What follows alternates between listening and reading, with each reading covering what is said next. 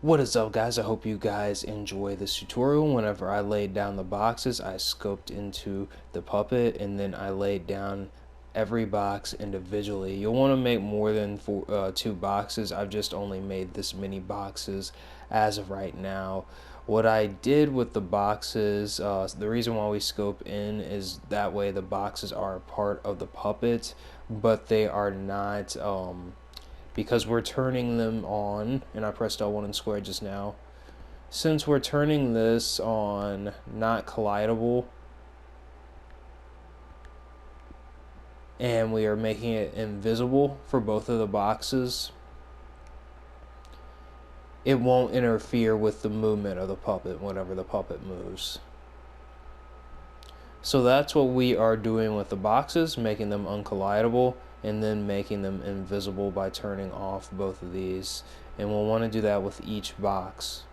And that's how I place the boxes inside of the puppet marquee, making it thus sort of a part of the puppet's movement, making it to where the puppet can detect where it needs to move, which angle, which box it needs to move to next.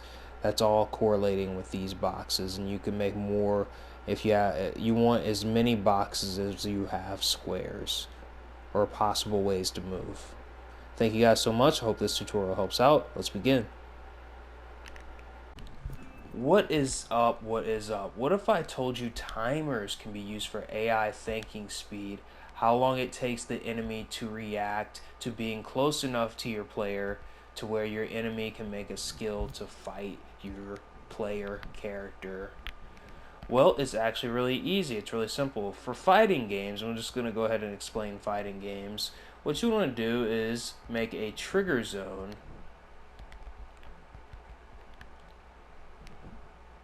If your enemy is in the trigger zone and all other required, or the player character, the character the human plays as, is in the trigger zone,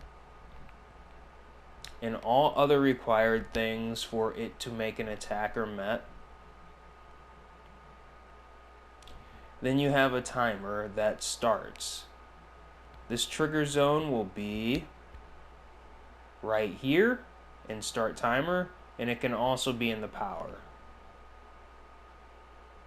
You'll want to put the detection settings in both of those.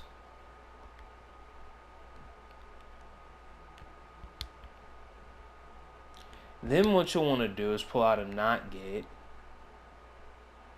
the opposite day gadget. So if this is sending a signal, the not gate isn't. If this is not sending a signal, the not gate is. So if not detecting your player character and whatever you want to use for it to detect the player character right there, a lot of the times I'll use this and do something like this.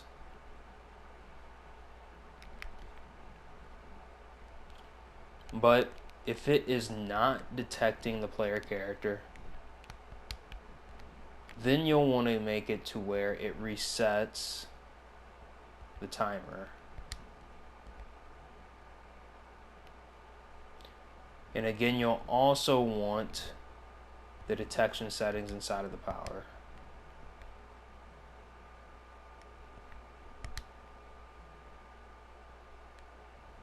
You'll also want the detection settings inside of start timer.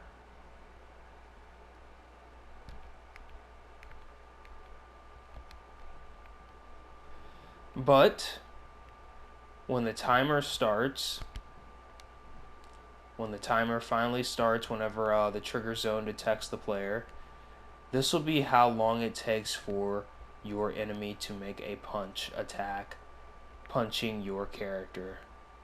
This is a simple way you can make AI in Dream's PS4 for fighting games. You'll notice in Smash Bros, a lot of times if you're fighting a weaker enemy, it takes them longer to react to being close enough to your character to do a attack.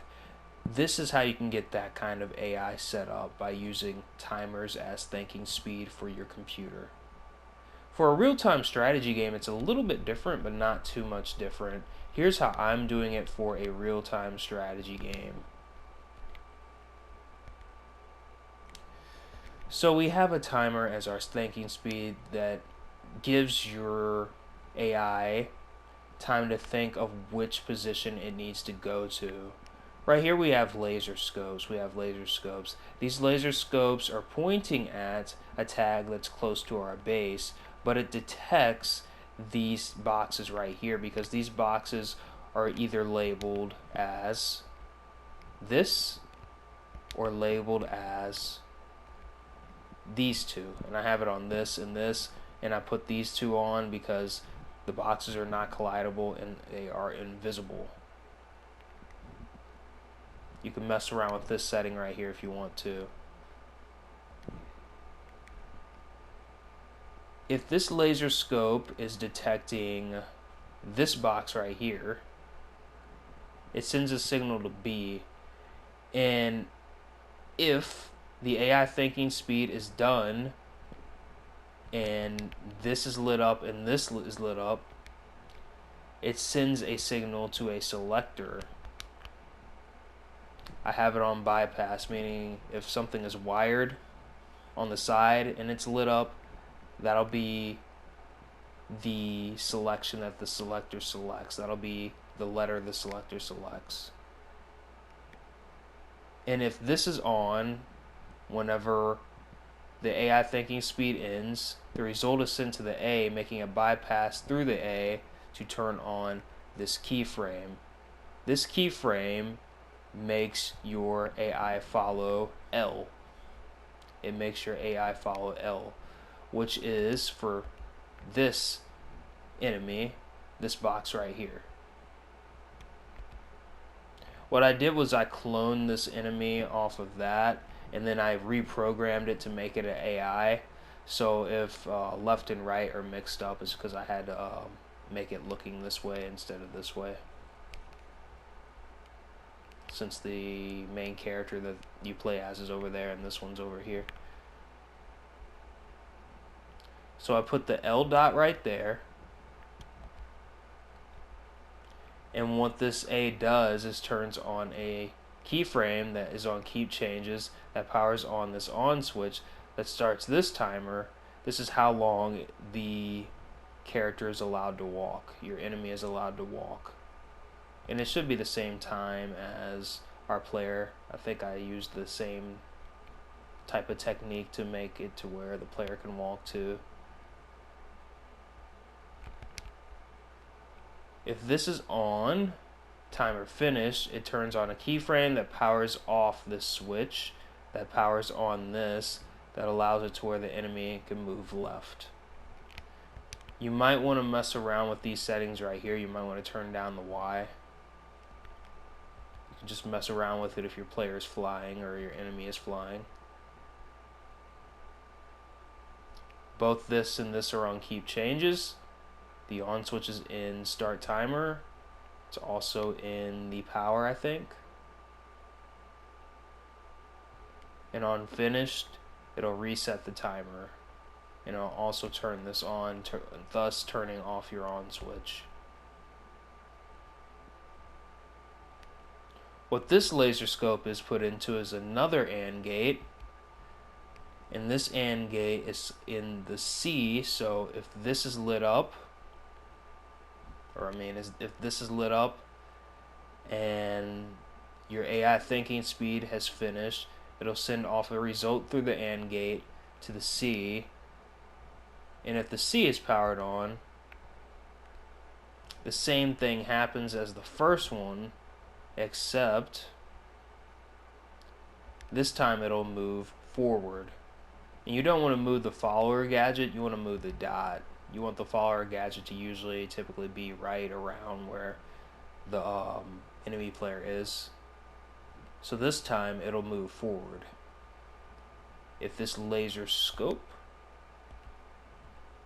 is detecting this box instead of this one.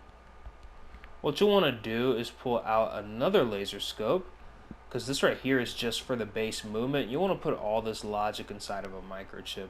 This is movement if the player is not detected. This is movement, and we're going to go ahead and put this inside of here. We're going to press triangle on this dot right here. This is movement if the player is detected. So what we'll want to do with this laser scope, we'll want to make it to where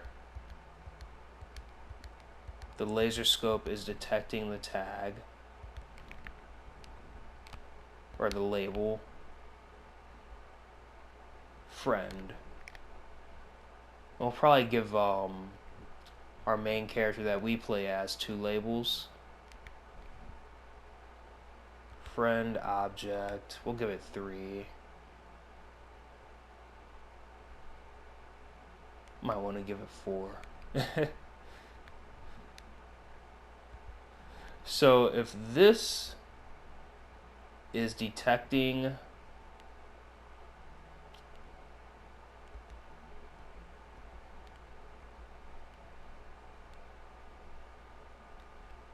see here.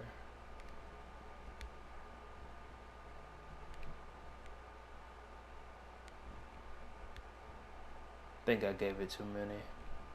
I'm just going to make it to where it detects friend only.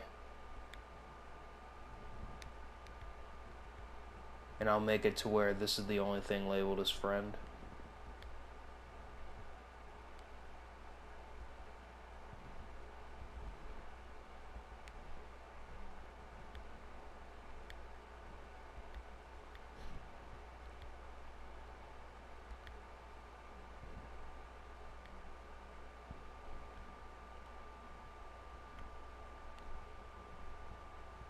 Oh, I know what's happening. 1 second. Okay.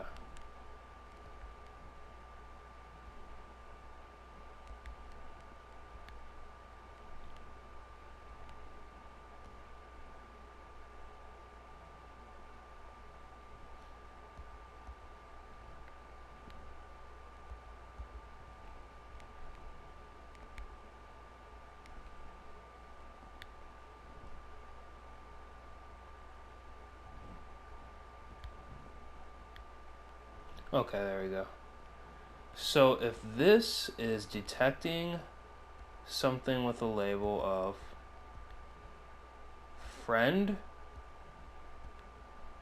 and foe, which is now this, it's now able to send a signal off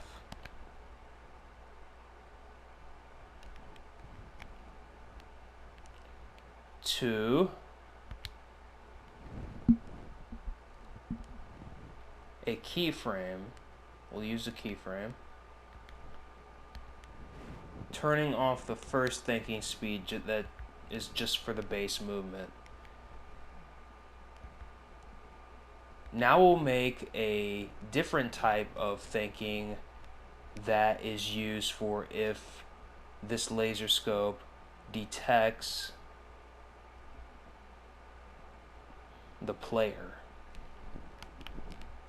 And you don't want this to be too long. You don't want it to be as long as the first 4. You'll want to use 4 if you're making a game like mine.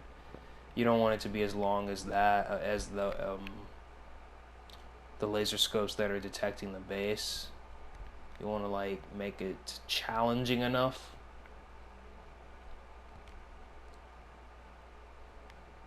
So if this happens, then you'll want to program something using the same method here, where it's moving more towards the player.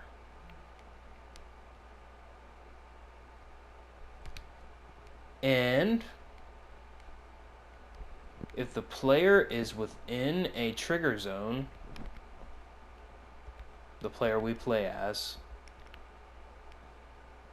we'll say the trigger zone can be about this big.